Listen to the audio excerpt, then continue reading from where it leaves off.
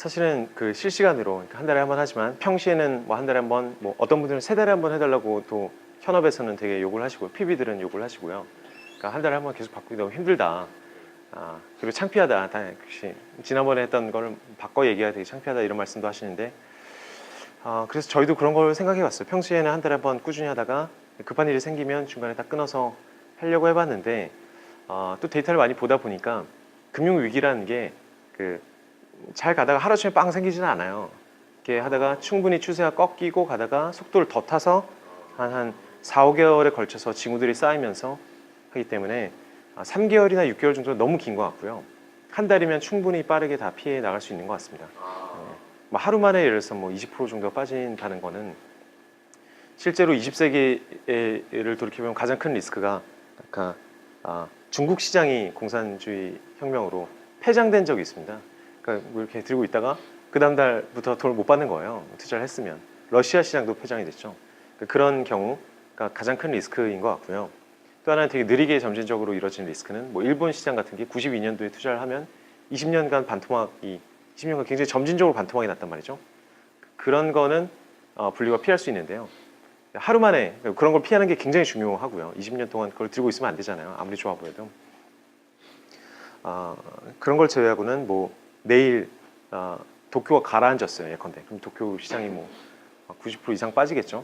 근데 그런 거는 뭐 분류도 막을 수 없고 그 누구도 막을 수 없는 부분이어서 충분히 대다수의 것들은 충분한 징후들이 쌓여가면서 하루아침에 뭐 전 세계 시장 사람들이 다 은행에 뛰어들어갖고 펀드를 딱 파는 경우 거의 없기 때문에 다 적립식 하고 계시고 뉴스 봐야 이제 뭐 시장이 20% 빠진 거 알고 3개월째 뭐 뉴스 나오고 이제 팔기 시작해서 투매가 이루어지는 기간이 상당히 이제 장기적으로 이루어지더라는 거죠. 한 달에 한 번만 꾸준히 봐주더라도 충분히 오히려 과도하게 안정성을 지킬 수 있다라고 저희는 생각을 합니다. 역으로 뭐 근래에는 그런 것들이 있었죠. 뭐 트럼프 때나 아니면 브렉시트 때 하루 만에 이렇게 10%씩 움직인 것 같은데 어떨 때는 정말 그런 걸 피해 줘야 된다고 생각이 들 수도 있지만 장기적으로 보면 결과는 모르거든요. 한 달 후의 결과는. 경제적 효과들은 지난 100년간 이루어진 모든 시장이 아무 경제적 뉴스가 없던 위기가 없던 시기는 한 번도 없었어요. 항상 무슨 위기 얘기가 어디선가 들려오고 있는데 그것들을 시장이 모두 다 집어삼키고 움직여 왔다는 거죠. 시장만을 잘 한 달에 한 번 정도 모니터링 해주는 것만으로도 충분히 안정성을 구할 수 있다고 저희는 생각을 하는데 그 부분을 설명을 드릴게요. 능동적 자산 배분을 하기 위해서 미국의 부통령 하시고 대통령 하셨던 토머스 제퍼슨이죠. 이분이 이런 명언을 남기세요. 그 방법에 있어서는 스타일에 있어서는 물에서 수영을 하듯이 이렇게 흐름에 물을 맡겨라. 파도에 뭘 맡겨라. 대신에 원칙에 있어서는 돌처럼 굳건히 서 있어라 라는 얘기를 합니다. 이게 분류의 어떤 정신이랑 굉장히 비슷한 것 같아요. 시장에 유연히 대응할 수 있는 틀을 만들어놨지만 그 안에서 굴러가는 원칙은 굉장히 정확하고 한 번도 흔들림이 없어야 된다는 관념입니다. 그래서 분류가 투자 전략을 만들면서 가지고 있던 원칙은 이런 것들입니다.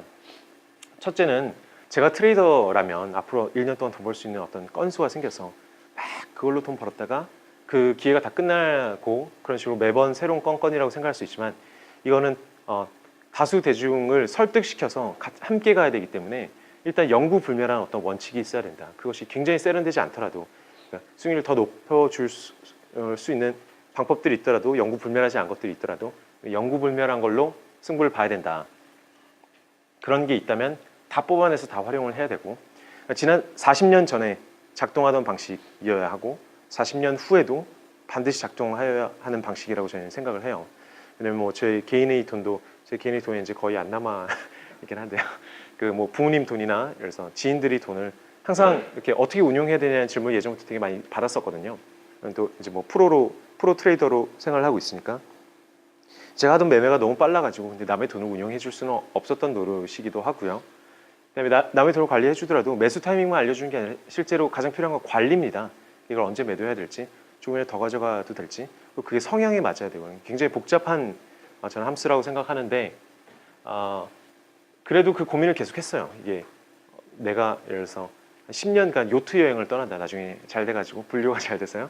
요트 여행을 10년간 가면서 한 번도 시장을 안 봐도 된다면 그 돈을 누구한테 맡겨둘 사람이 있을까? 대한민국 제일 잘하는 PB한테 맡길 것인가? 친구한테 운용 굉장히 잘하는 친구한테 맡길 것인가? 아니면 나 같은 내가 키운 제자한테 맡길 것인가, 누구한테 맡길 것인가를 봤을 때 그 무엇도 사실은 리스크예요. 그 친구가 PB가 5년 후에 은퇴를 할 수도 있는 거고요. 뭐 지점 옮길 수도 있는 거고, 아니면 감이 떨어질 수도 있는 거고요. 막말로 제 돈에 대해 관심이 없어져서 뭐 다른 일을 하고, 여러 가지 리스크가 있기 때문에 10년 후에 내가 납득할 수 있는 방법으로 그냥 자동으로 계속 굴러갈 수 있는 방법 없을까? 엄청난 돈을 벌지 않아도 되니까 어떤 시장이 오르고 있을 때는 그냥 다 쫓아가서 벌리고 있으면서 내가 원하는 수준의 리스크를 좀 통제하면서 내가 이해할 수 있는 원칙을 구현해야겠다라는 생각, 구현해서 이제 지인들한테, 친척들한테 줘야겠다라는 생각이 있었고요. 한 가지는 처음에 말씀드린 것처럼 계좌가 여러 개인 것보다 하나가 더 유리하다고 말씀드렸잖아요.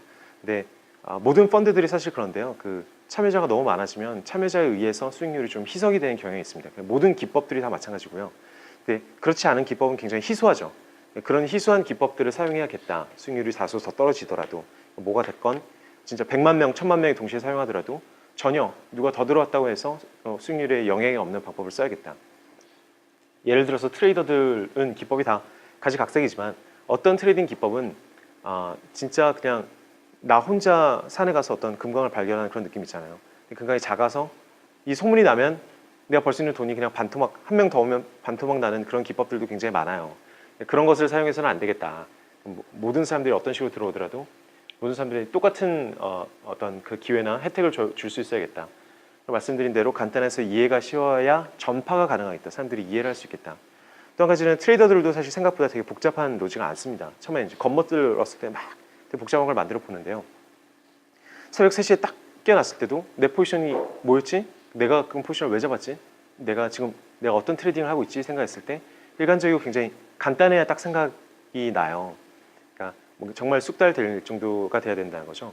불려 고객들도 사실은 이 원리를 듣고 3년간 그냥 아무 생각 없이 따라만 하시다가 어느 순간 새벽에 딱 깨어났을 때 분류가 어떻게 하더라? 딱 기억이 날 정도로 간단하고 명료한 게 저희한테 굉장히 중요하다는 거죠. 역으로는 요새 막 인공지능 막 펀드 매니저들 얘기를 하잖아요. 본인들도 이게 어떻게 굴러가는지 모르고 고객들은 당연히 더 모르고요. 모르는 게 매력이고, 금융에서는 그런 얘기 되게 많이 해요. 신비주의가 되게 팔리더라. 저도 처음에 ETF를 한 2년 전에 약간 알파 테스트라고 비슷한 프로토타입을 약간 그 당시에 이제 고정적 자산 배분이죠. 그걸 친구들한테 뿌려봤더니 친구들이 다 그런 얘기를 하는 거예요. 뭐 뭔지는 대충 알겠는데 너무 투명해서 싫다. 너무 투명해서 싫다. 차라리 내가 방법론을 안 알려줌 이러면은 사람들이 신비해. 천연으로 한 거니까 되게 신비해. 맡겨보고 싶어 이럴 텐데 너무 투명하게 열어주니까 그건 좀 재미없지 않나. 신비주의가 차라리 똑같은 알고리즘이어도 1%더 받고 2%더 받고 그냥 되게 신비하게 감싸버려라는 얘기를 해요. 그러니까 실제로 먹힌다는 거죠, 신비주의가. 일정 시장까지는요. 그런데 저희는 최대한 투명하게 최대한 알리고자 하는 게 목적이고요. 요새 구글에서도 사실 인공지능 얘기가 났으니까 구글에서도 저희 블랙박스 알고리즘이라는 표현을 쓰거든요. 그 안을 전혀 들여다볼 수 없는 되게 신비로운 로직을 만드는 게 블랙박스 알고리즘이라면 트레이딩 룸에 있을 때는 거의 1년에 한 100명 정도가 블랙박스를 들고 와요. 이 방법은 우리가 알려줄 수 없지만 너무 돈이 되고 너무 소중한 거여서 한번 그냥 운영만 해달라, 나눠 먹자. 그런 것 중에 저는 돈 버는 거 한 번도 못 봤습니다. 우연히 한 번은 벌 수 있겠지만 스스로 거짓말할 동기가 너무 커지고 남이 확인을 안 해주니까. 구글에서도 아예 근래는 글래스박스 팀이란 걸 하나 만들었어요. 자기들이 만드는 모든 로직을 그냥 인공지능이기 때문에 모른다고 하지 말고 하나하나 다 뜯어보자. 시간을 훨씬 더 들여서 이게 어떻게 작동하고 있는지를 다 분해해서 해석해보자.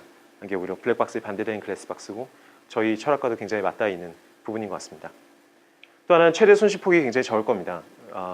왜냐하면 일반인들이 정말 버틸 수 없는 게 최대 손실이거든요. 그러니까 뭐 젊은 사람은 뭐 마이너스 80% 맞아도 뭐 더 투자하면 되지라고 얘기를 하지만 마이너스 80% 마이너스 50% 나는 구간에는 저희 뭐 구조조정이 있죠. 사람들 다 잘리죠. 저희 집 사둔 것도 집값도 반값이지. 뭐 어디 돈 맡겨둔 거 돈 들고 다 친구들이 다 돈 들고 튀지. 뭐 사업하시는 분들은 매출이 한 반토막 이상 떨어지지. 경기 전체가 힘들기 때문에 그냥 학자들이 생각하는 것처럼 마이너스 50% 났는데 젊었으니까 대박 나셨네 축하드립니다 라고는 우리가 일반적으로 생각을 안 한다는 거죠. 오히려 마이너스 50% 났을 때 손실을 제어하게 되죠. 최악의 경우가 됩니다. 그래서 그 단어를 이제 MDD라고 부르겠습니다. 역대 가장 높았던 순간부터 정말 얼마나 빠지고 있는지. 또 역대라는 게 사실은 아이러닉하지만 역대 두 가지 의의가 있는 것 같아요. 모든 사람들은 역대 최고점을 자기 본전으로 생각하잖아요. 들고 있다가 100% 났는데 한 20% 빠지면 80% 벌었다고 생각하는 사람 아무도 없고 아, 나 지금 20% 손실 중이야라고 생각하시잖아요. 100% 벌었을 때 아, 이거 뭐 포르쉐 사야지 이렇게 다 적어놨다가 20% 빠지면은 아, 내 포르쉐 내놓으란 말이야 하는 그런 생각이 든단 말이에요. 되게 억울한 생각이 든단 말이에요. 그래서 MDD가 중요하고, 더 중요한 거는 펀드가 고점에 있을 때 결국 사람들이 흥분해서 많이 가입을 해요. 대다수의 사람, 20% 정도의 사람들은 펀드의 상승세를 잘 누리고, 실제로 사람 인원수로 보면은 거의 7, 80%의 사람들이 고점에서 사요. 피터 린치 아까 펀드처럼. 그래서 그 사람들은 실제로 이 정도의 고통을 가장 많이 겪는 사람들은 이 즘에 가입하는 사람이 워낙 많기 때문이에요. 그 사람들에게는 실질적인 어떤 고통 지수가 이 MDD, 맥시멈 드로다운, 고점 대비 얼마나 하락했느냐죠. 46% 빠지면 이걸 가입한 모든 사람들이 46%의 고통을 느끼고 있는 거죠. 이런 것도 마찬가지고요. MDD 말씀을 많이 드리겠습니다. 미국 채권을 저희 또 역사 좋아하니까 1900년부터 110년간 살펴보면요. 미국 주식입니다. 빨간색이요. 1930년도에는 고점 대비 마이너스 82% 정도가 손실을 봤어요. 그리고 아시다시피 2000년도 초기 IT 버블 때도 한 40% 넘는 손실을 봤었고, 고점 대비 2008년에도 한 마이너스 50% 정도의 손실을 미국 주식만 들고 있었어도 경험을 했었습니다. 고통의 폭이 엄청나게 컸던 거죠. 대부분 버티지 못하고요, 문제는. 근데 재밌게도 이제 채권도 사실 비슷해요. 채권은 굉장히 안정적이라고 익히 알려져 있는데, 그건 지난 한 3, 40년 정도의 얘기이고요. 1980년대 후반부터 채권이 안정성이 높아지고 굉장히 좋아졌을 뿐, 그거는 긴 역사에서 보면은 굉장히 사실은 좀 일부다. 좀 기이할 정도로 근래 너무 채권이 안정적이었다. 이게 영원히 그렇게 될 거라는 보장은 전혀 없습니다. 그래서 1940년대를 보면 오히려 채권의 그 MDD가 훨씬 더 높았던 걸 볼 수가 있죠.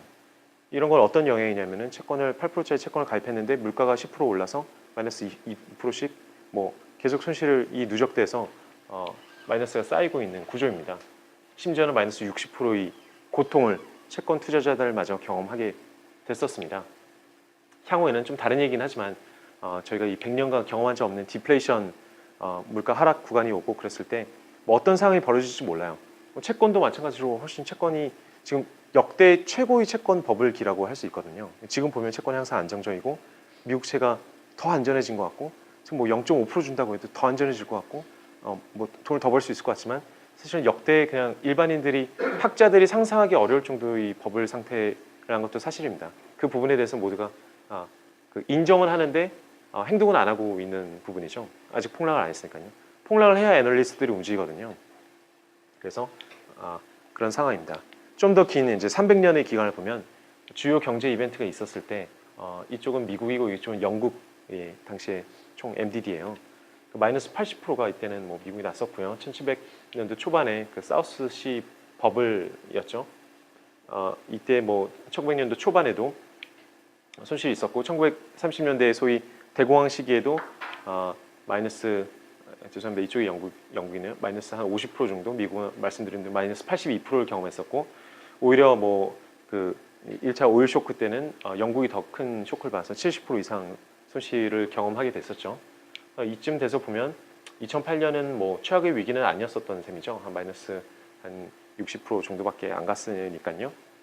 근데 이런 역사를 보면은 우리가 일반적으로 투자를 그냥 했을 때 주식이 뭐 마이너스 10% 20% 나는 수준이 아니라 정말로 요거 하나 잘못 걸리면 우리 인생에는 이런 것을 앞으로도 최소한 한두 번 정도는 무조건 더 경험할 수밖에 없게 되어 있어요. 그때 우리가 뭔가 준비가 되어 있느냐, 그걸 피할 어떤 구조가 되어 있느냐, 아니면 금융인이 그냥 뭐 전자산에 투자해가지고 끝없이 가져가세요 하는 것을 믿을 것이냐의 문제라고 생각을 합니다.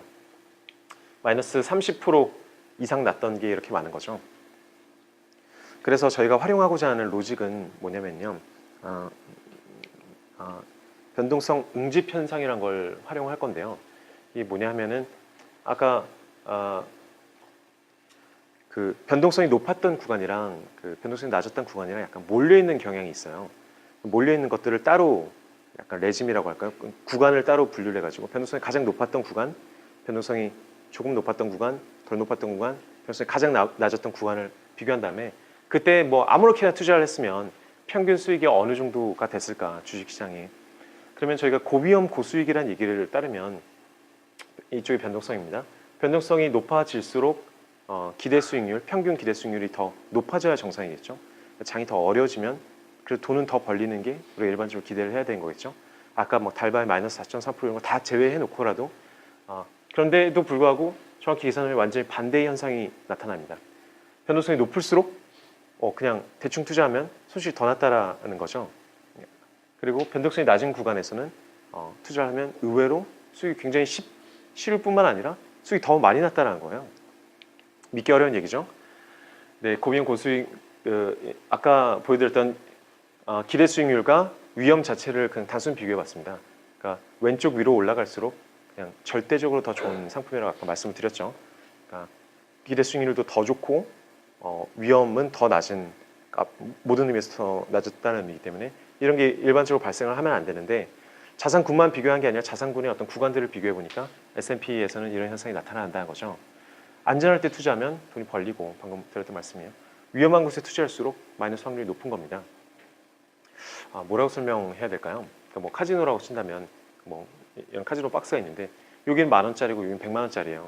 근데 100,000원짜리 수익률이 더 좋아야 되는데 오히려 100,000원짜리 수익률이 더 안 좋다라는 얘기인 거죠. 아이러니하게 하면 할수록 손해라는 겁니다.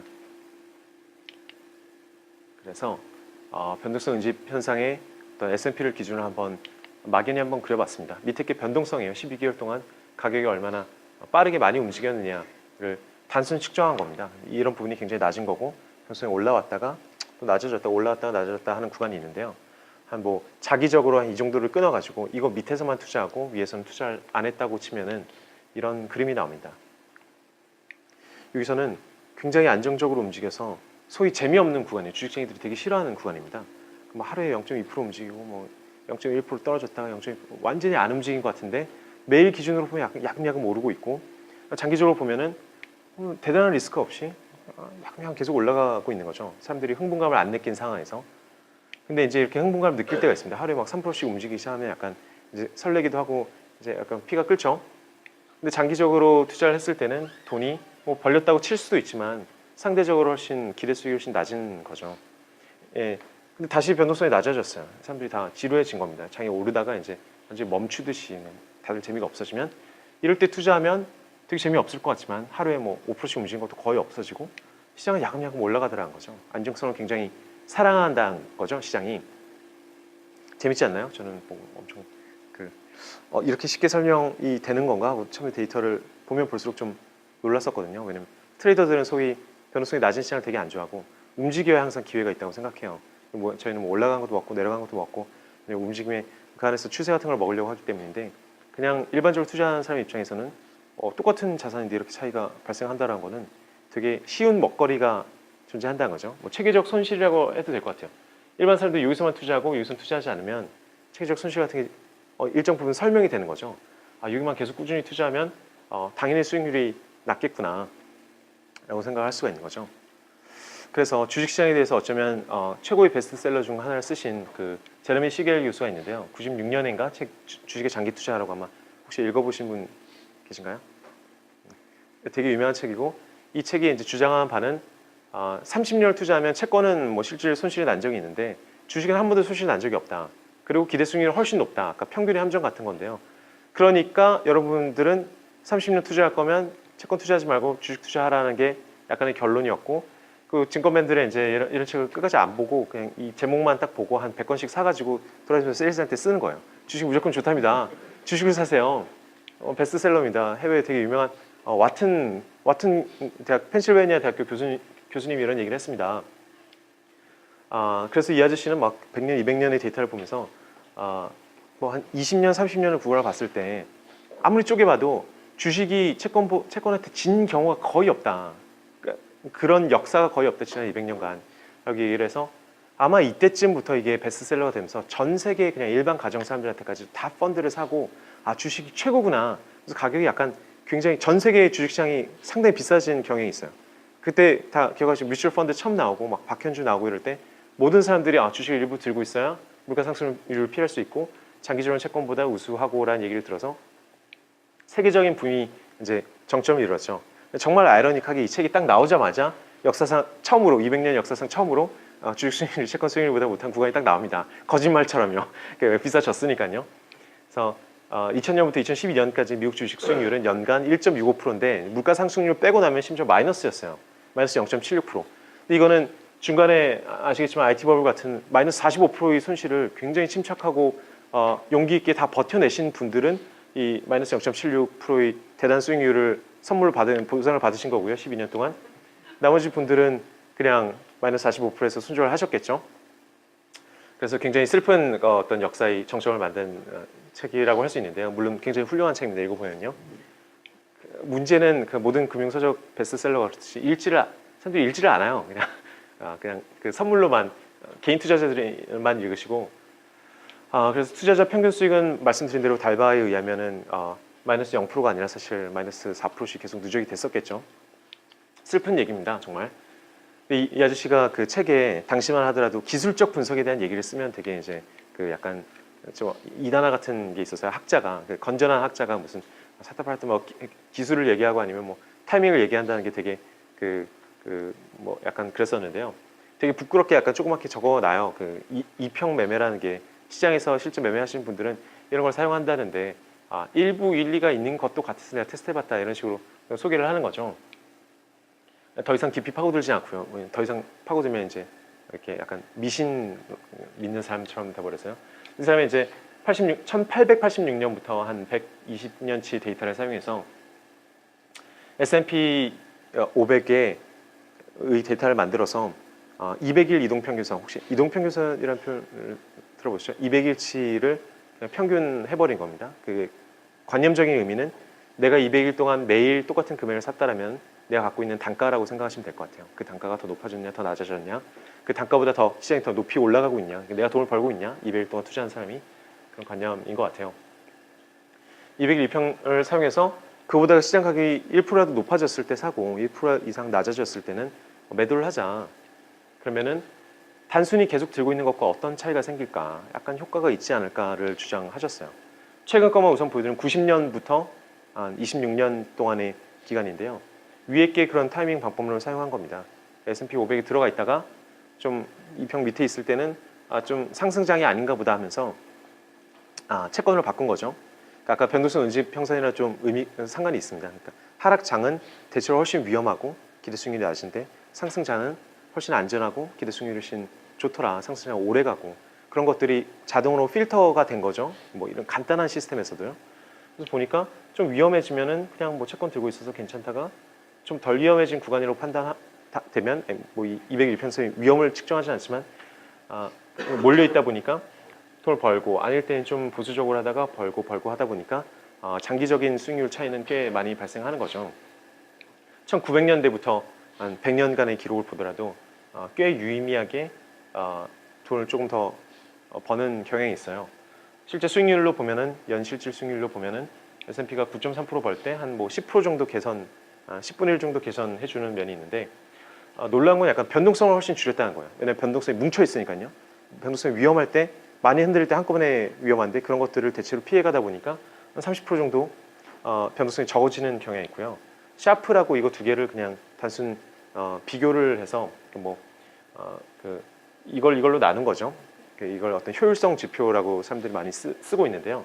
샤프 비율 자체가 한 60% 정도 개선이 됐습니다. 샤프 비율이라는 게 퀀트들이나 막 연구를 하면서 샤프 비율을 높이기가 굉장히 힘들거든요. 효율성이라는 게 대체로 이제 모두가 최선을 다하고 있을 거라는 어떤 그런 게 있기 때문에요.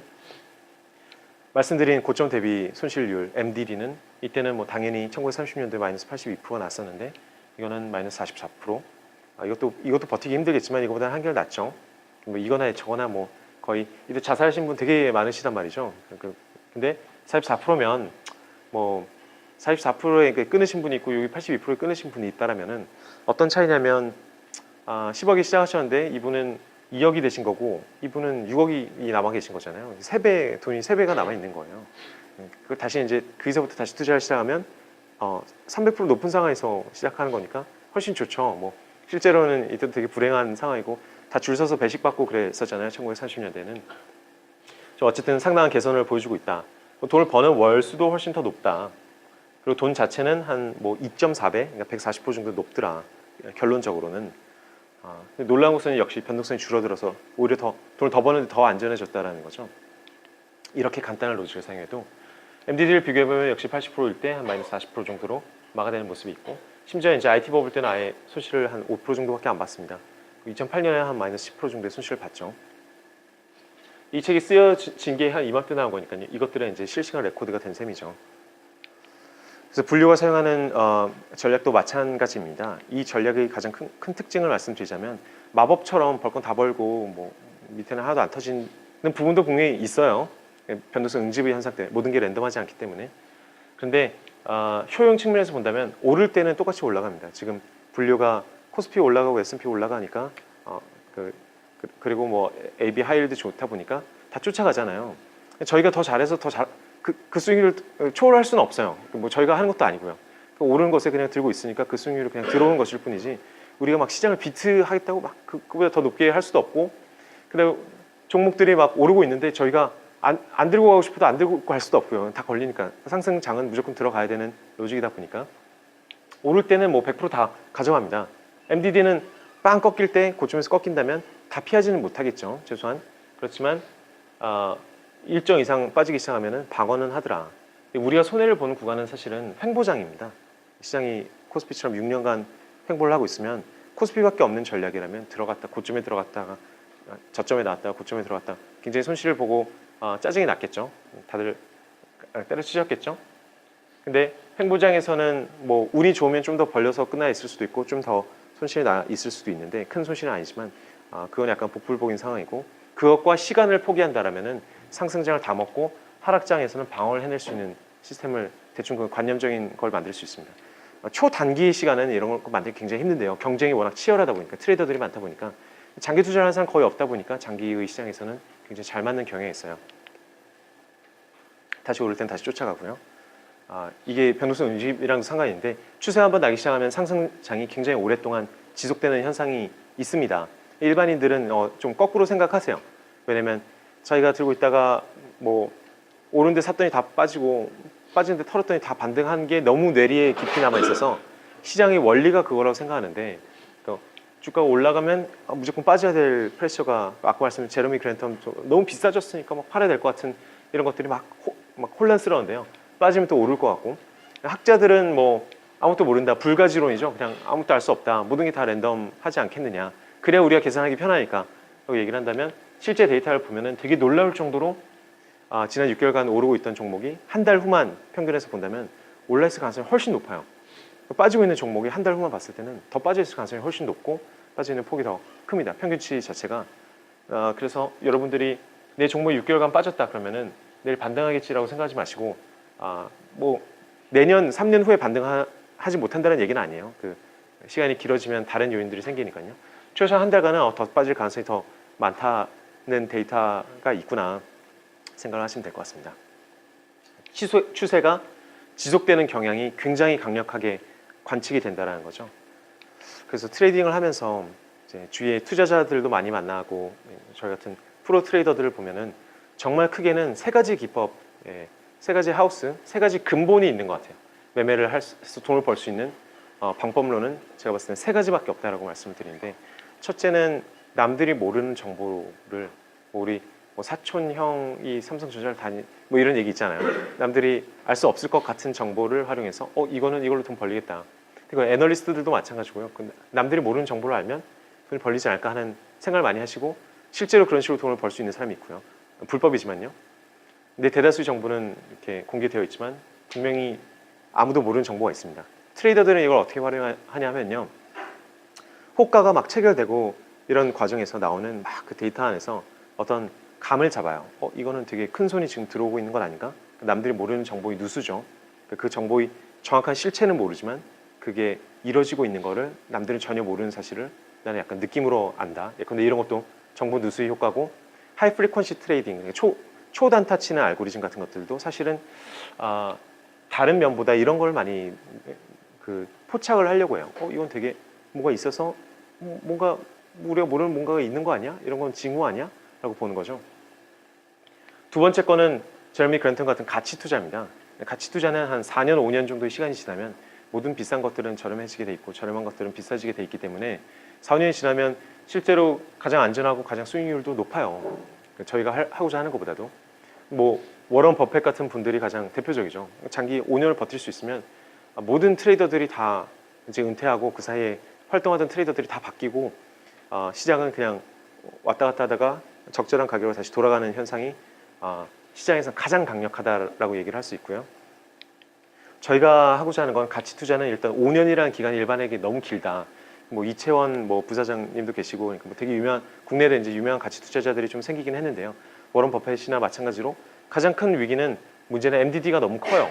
그러니까 저렴한 걸 사놨는데 3년 동안 안 오르기도 하고 저렴한 걸 샀는데 한 50%더 저렴해지기도 하고요. 50% 손실이 나기도 하고 버티면 다 돌아오지만 버티기가 굉장히 힘들어요. 일반인들이 5년이라는 기간 자체가 너무 길고요.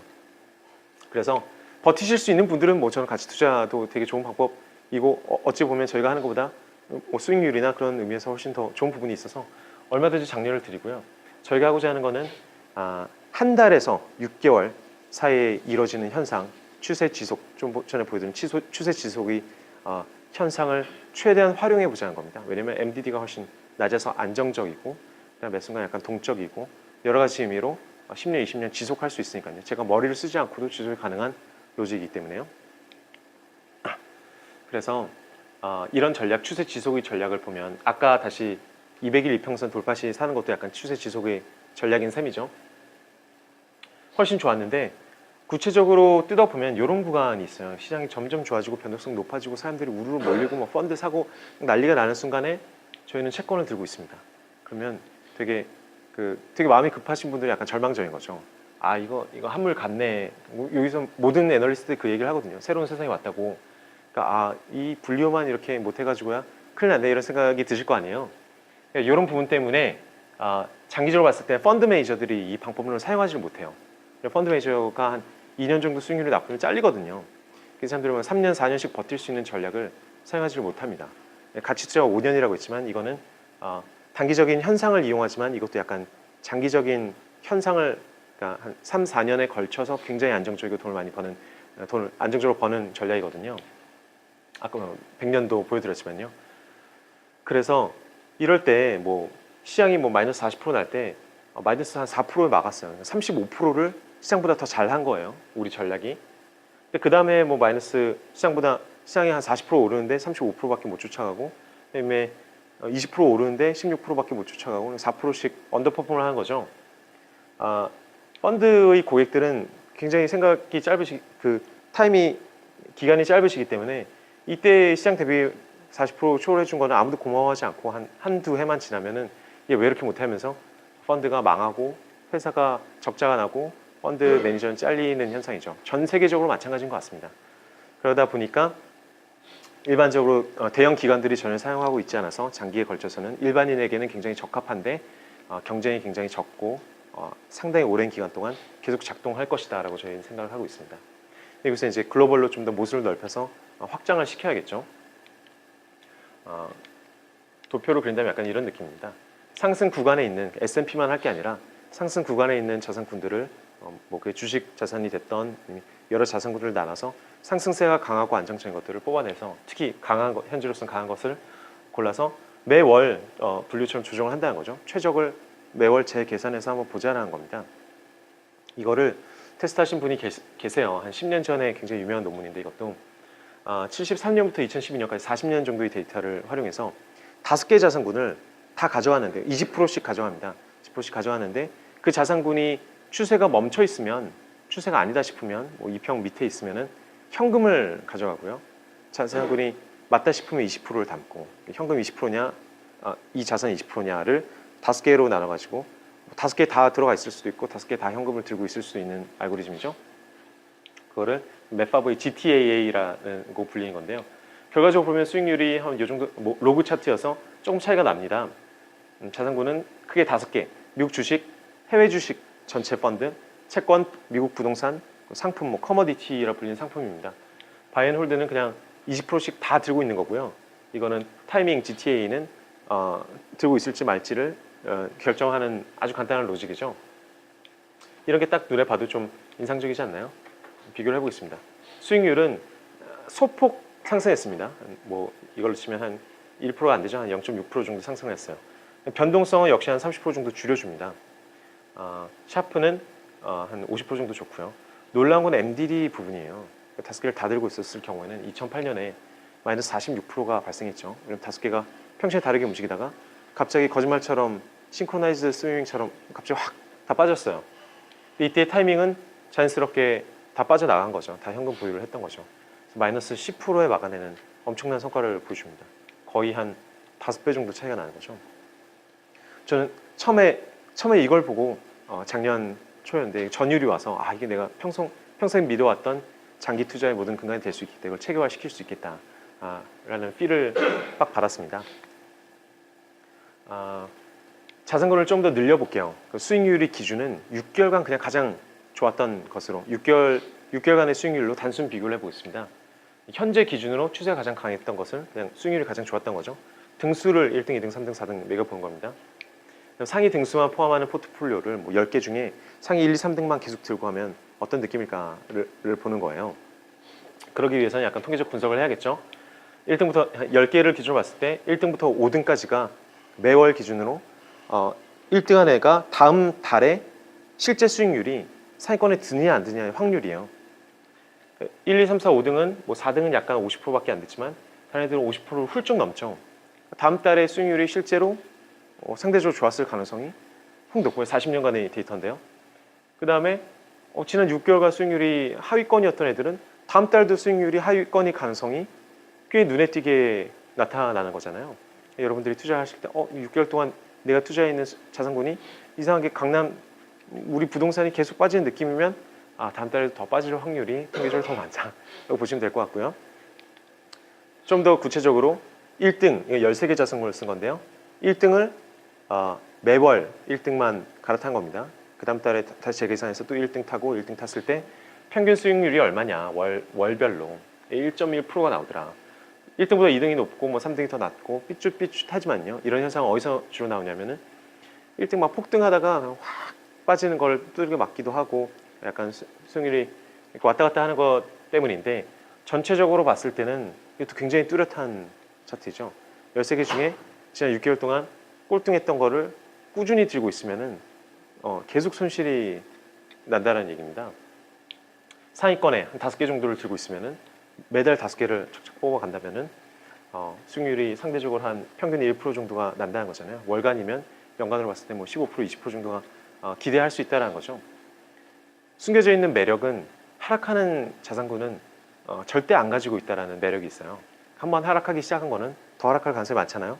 우리가 계속 1등을 쫓아가니까 하락하고 있는 애를 들고 있을 이유가 없어요. 만약에 현금 단기 채권 굉장히 안정적인 게 다 1등이다라는 얘기는 모든 애들이 다 꼬꾸라지고 있다는 얘기잖아요. 그러면은 하락하고 있는 자산군을 뭐 이론적으로 굉장히 간단한 원리인데 평생 들고 있을 일이 없다라는 거죠. 계속 피해 가니까요. 올라갈 때만 들어가기 때문에. 차트를 한번 볼게요. 1974년부터 40년 데이터인데 13개 중에 상위 5개만 말씀드린 대로 계속 그냥 아주 간단한 원리로 계속 선택해 주는 겁니다.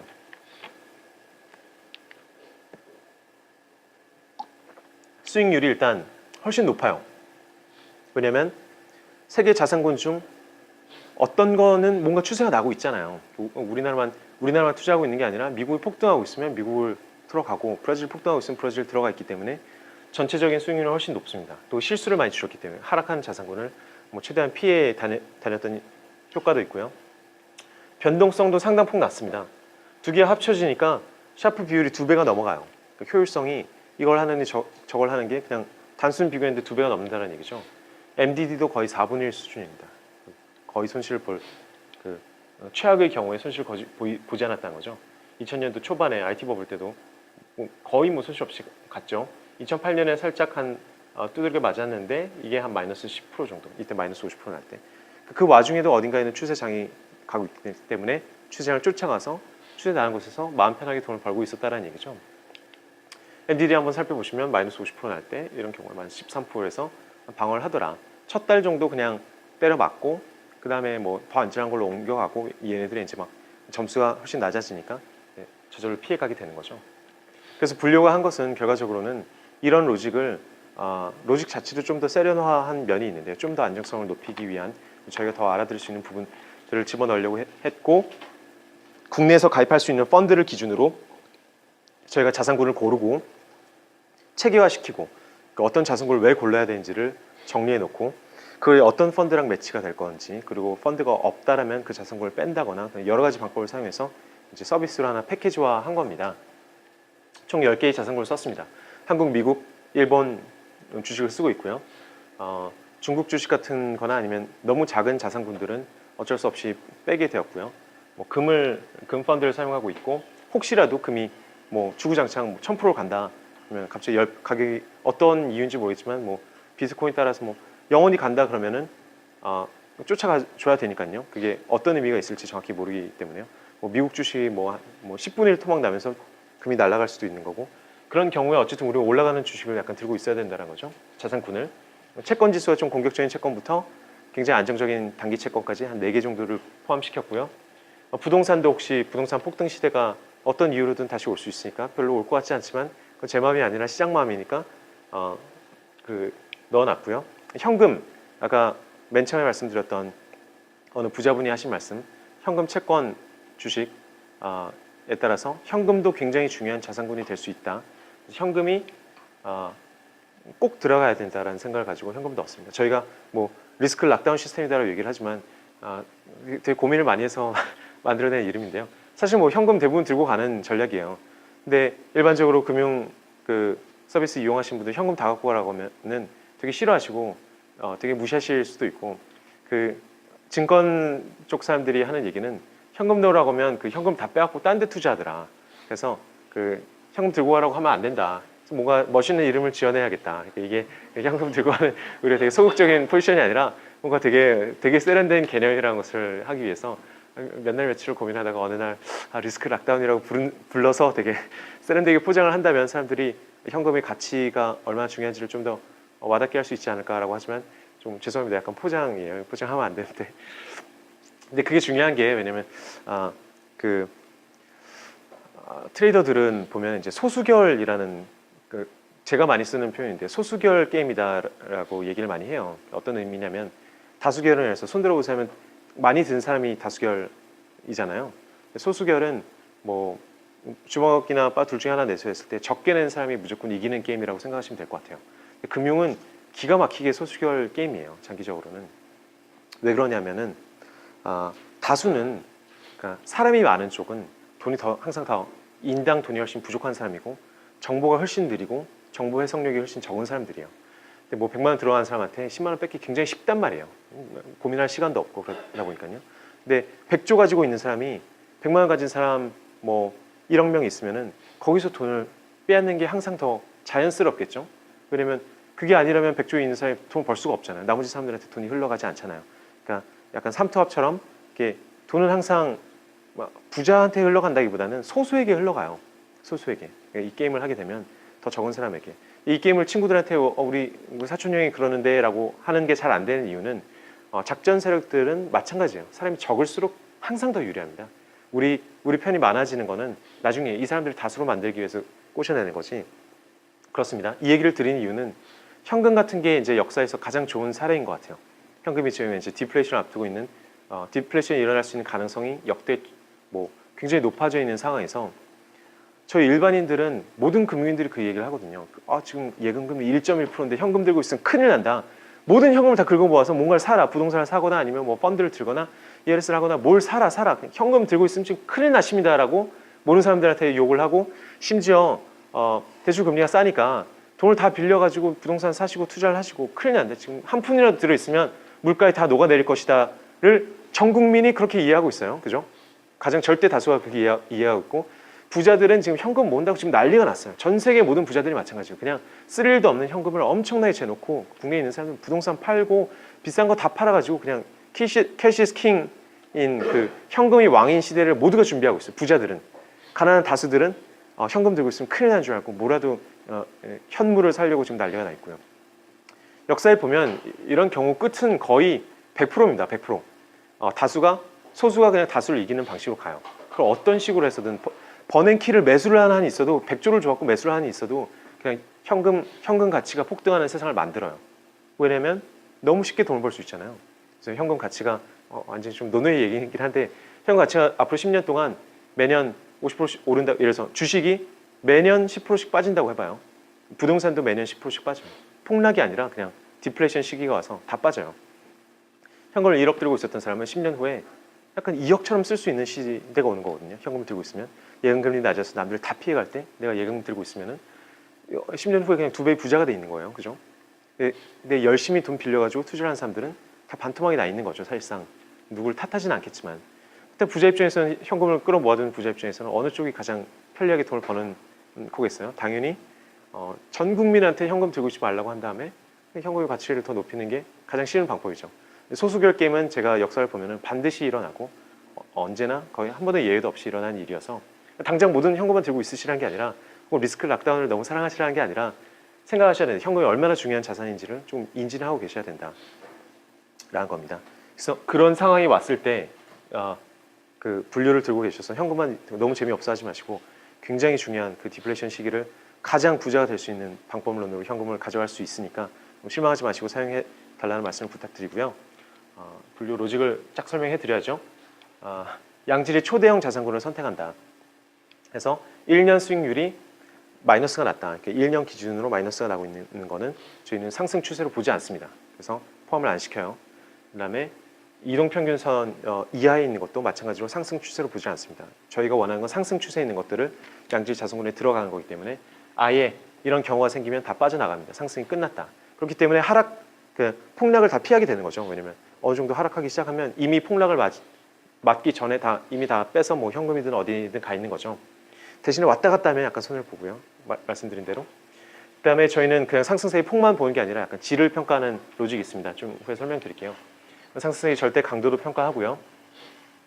그 다음에 최고의 자산군이라고 저희가 판단한 것에 어쨌든 몰빵은 하지 않고 약간 분산해서 투자를 해둔 후에 매월 기계적으로 반복을 하는 거죠. 그 사이에 이제 어떤 펀드를 매치를 해야 되냐.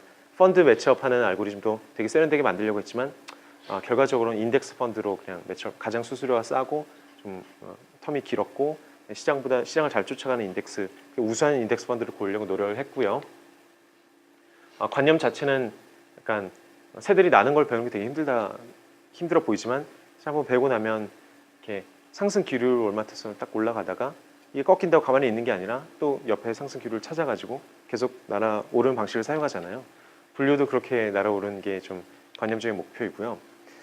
이렇게 했을 때 좋은 이유 중에 하나는 아까 소수결이랑도 좀 있는 전 세계 자금 총액에 대한 얘기인데요. 전 세계 자금 총액이 우리나라 폭락한 것처럼 보이지만 우리나라만 독립적으로 폭락하지 않거든요. 전 세계 자금이 빠져나가면서 폭락을 하는 거죠. 폭락을 하게 된다면 빠져나간 돈은 어딘가로 들어가요. 미국 국채로 들어가든 뭐 달러로 들어갔든 아니면 러시아로 들어가든 새로운 곳으로 들어가든 뭐 셰일가스로 들어갔건 이 전체 총량이 약간 풍선처럼 약간 옮겨갔다 절로 옮겨갔다 하는 겁니다. 저희가 추세를 사용했을 때 근원은 어딘가는 이 총액이 옮겨 다니는 것을 우리도 걔네 몰래 이렇게 올라타 있자라는 거잖아요. 그걸 미리 포착해서. 그 규모는 워낙 크기 때문에 그 규모에 저희가 무임승차하는 게 상대적으로 쉽다. 이런 원리이고요. 굉장히 큰 초대형 자산군을 사용하는데 아세안 펀드 같은 걸 사용하지 않는 이유는 예를 들어서 뭐 미얀마 펀드가 있다면 없지만 사용하지 않고 뭐 약간 작은 펀드들이 있잖아요. 유로스탁스 50을 사용하는 50개 종목밖에 안 되는 거기 때문에 사용하지 않는 이유 같은 것은 혹은 중국 펀드로 사용하지 않고 있는 거는 너무 프로가 많은 시장을 피해서 아마추어가 굉장히 다수들이 밀집해 있고 참여자가 굉장히 다양한 곳으로 들어가려고 해요. 그래서 대학 기금도 들어오고 뭐 적립식 들어가고 적립식 10년짜리 적립식 듣고 10년 뭐 1억 만들기 펀드도 들어오고 뭐 부자 아빠 만들기 펀드 아무도 부자가 된 적 없다는 그 부자 아빠 펀드 같은 것도 들어오고 뭐 연기금 들어오고 헤지펀드 또 들어오고 막 스캘퍼도 들어왔다 나가고 증권사에서 캠페인하고 연기금 들어오고 아버지 들어오고 할아버지 들어오고 막 수많은 참여자들이 있어서 누가 막 들어갔다 나왔다 하면서 시장을 교란하기 굉장히 힘든 시장들이 있거든요. 가장 대표적인 게 미국 시장이랑 일본 시장입니다. 전 세계에서도 추세 한번 나면 뭐 10년, 20년 추세 나고 한번 꺾여서 빠지면 10년, 20년 추세가 안 나고 추세가 덜 나죠. 하지만 한번 나면 그냥 멈출 수가 없이 나요. 누가 사고 있는지를 파악조차 할 수 없을 정도 참여자가 다양해서 갑자기 오늘 그래서 미국 S&P 같으면 한국 사람이 뭐 미국 시장에 투자해라 이런 게 붐이 불어서 갑자기 한 50만 명이 미국 펀드를 들기 시작해요.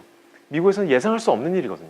이런 게 누가 어디서 어떤 마케팅 캠페인이 있었는지 막 러시아 사람이 신나갖고 막 들어오기 시작하는지 어디서 어떤 캠페인이 뭐 대박이 났는지 예상이 불가능하기 때문에 들어오는데도 한참이 걸리고 되게 안정적이고 빠져나가는데도 한참이 걸린다. 이런 추세에 몰래 올라타서 가는 게 가장 쉽고 매우 중요하다는 거죠. 추세의 질에 대한 얘기는 저희가 이 얘기를 한 다른 분들은 거의 없으신데 굉장히 중요하게 하는 얘기예요. 자산의 본질적 가치가 바탕이 된다면 이제 가격 자체는 좀 쫓아갑니다. 찰싹 불러서서 간다는 보장은 없지만 여러 가지 이유로 그냥 출렁출렁하면서 쫓아가요. 자산 가치보다 높을 수도 있고 낮을 수도 있는데 어떤 특정한 이유로 밖에 밝혀지지 않은 이유로 인해서 자산의 본질적 가치가 떨어지고 있을 때 가격이 그거를 약간 그 아는 사람들이 참여하면서 가격이 약간 반영해서 느릿느릿하지만 하락하는 추세를 그리죠.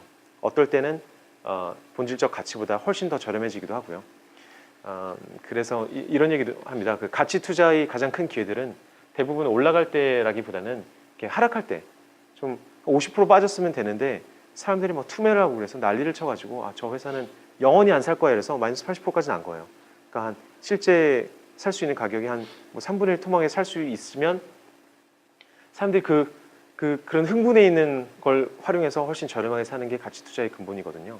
그래서 언제 올라올지 모르지만 언젠간 결국 자산 가치가 회복하든 안 하든 뭐 다시 약간 가까워질 것이다 라면 저희는 그 사이에 이제 추세를 활용하는 거죠. 하락 추세가 발생을 하고 그 사이에 점진적으로 상승을 하는 추세는 자산 가치가 실제로 내부에서 구조조정 다 하고 조금씩 매출이 늘어나기 시작하고 사람들이 다시 용기를 내고 회사가 성장하고 있는데 시장에서는 그 기는 완전히 맛이 갔어 라는 소문 때문에 가격이 상승을 못하고 또 어떤 분들은 내가 이 주식은 다시는 안 살 거야 뭐 이런 것 때문에 한참이 걸리다가 되게 느리게 반영을 하는데 변동성이 굉장히 적어요.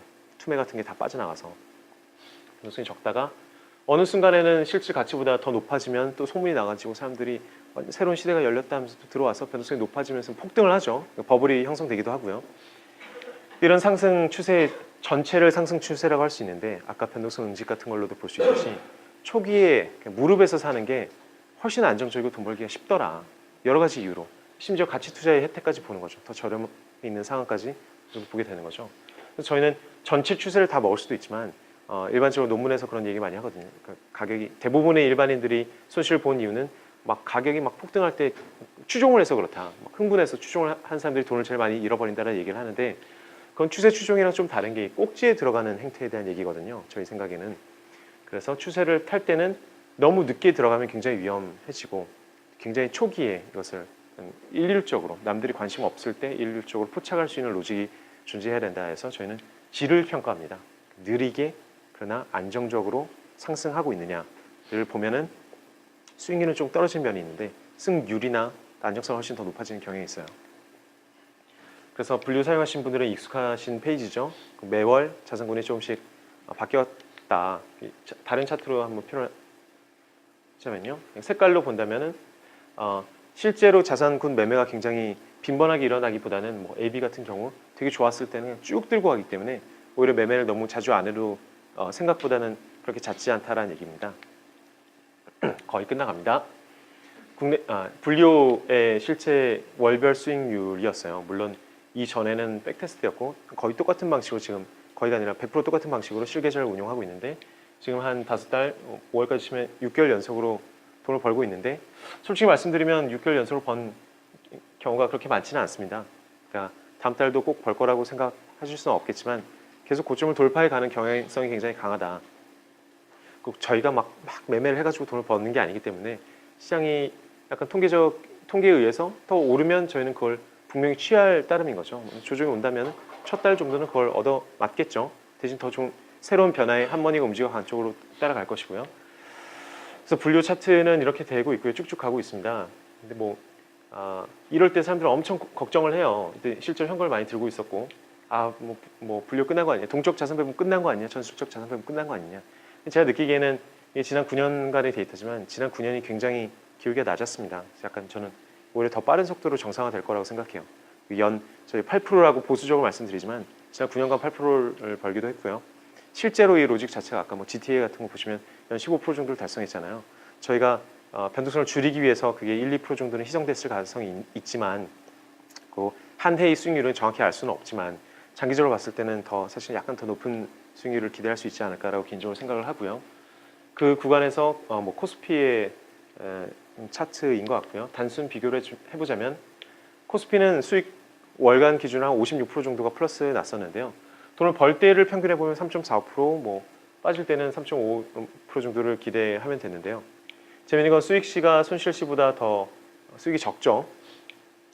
승률도 56%인데 분류로 봤을 땐 승률이 돈을 벌 가능성이 10개월 중에 한 7개월 정도는 돈이 벌려 있을 거다. 지난 9년만 봤을 때는. 그리고 수익은 뭐 기대할 수 있는 수익은 좀 더 적었어요. 돈을 번다면. 그렇지만 손실했을 때의 평균보다 더 높죠. 조금이라도. 누적 수익률은 한 3배 정도 차이가 났었고요. 평균 수익률로 보면 뭐 12% 정도지만 이거는 그냥 단순한 9분의 1 했을 때고, 연간으로 실제 체험할 수 있었던 복리 수익률은 한 8.2% 정도가 됐고, 월 말 기준으로 봤을 때는 고점 대비 최대 손실이 마이너스 5.5%였습니다. 월 중에 거의 마이너스 10% 정도 쳤다가 안정화되면서 마이너스 5.5%에 끝난 거죠. 그 최대 고점 대비해서는요. 그래서 저희가 가장 즐겁게 생각하고 앞으로도 영원히 이렇게 됐으면 좋겠다. 이걸 의도했던 것은 분류가 수익률이 높고 낮고를 떠나서 저희를 활용한 모든 고객이 일반적으로 피터 린치 고객과는 달리 그 어떤 금융인도 해낸 적이 없다라는 방식으로 모든 고객이 모든 목표 수익률을 달성하는 100% 달성 중인 것이 제가 금융인으로서 어떤 역사를 써보고 싶고 가장 프라이드를 가지고 싶은 부분이에요. 1월 가입자는 연 8% 생각하셨으면 지금까지 한 2.6% 정도 기대하셨을 텐데 실제로는 뭐 훨씬 더, 실제로 지금 한 9% 가까이 되긴 했죠. 평균으로 치더라도 불과 한 2주 전에 만들었는데 좀 2% 더 올라가서 그래서 모든 가입자들이 지금 행복해하고 있고, 물론 출렁임이 또 오긴 오겠지만 계속 꾸준히 5년 후, 10년 후에도 모든 사람들이 목표했던 수익률을 이것으로 가장 안전하게 달성하고 있으면 저희는 매우 행복한 사람들 금융인일 거라는 생각이 듭니다. 동적 자산 배분이라는 개념이었고요. 한 번씩 설명을 드리는데 시간이 좀 지났으니 마지막 요약만 하겠습니다. 자산 배분은 생각보다 분산 효과가 가장 크지만 타이밍이 매우 중요하다 생각과 달리 불리한 구간을 피해서 분명히 손실을 줄일 수 있고, 손실 줄이는 것이 더 쉽고 훨씬 더 중요하다. MDD를 줄여야 행복해지고 원리는 영구불멸한 것을 사용해보자. 그러면 훨씬 안정적이고 마음이 편하니까 추세는 존재한다 라는 게 지금 이제 팩트들. 20년 전에 추세 존재한다고 하면 약간 귀신 믿는 사람처럼 그런 건 존재하지 않아 그랬었는데 지금은 완전히 과학적인 팩트가 되어버렸습니다. 추세도, 그리고 저희 생각에는 질이 존재한다. 그래서 그것을 더 활용해 볼 수 있다. 일단 제 발표 여기까지 마치겠습니다. 감사합니다.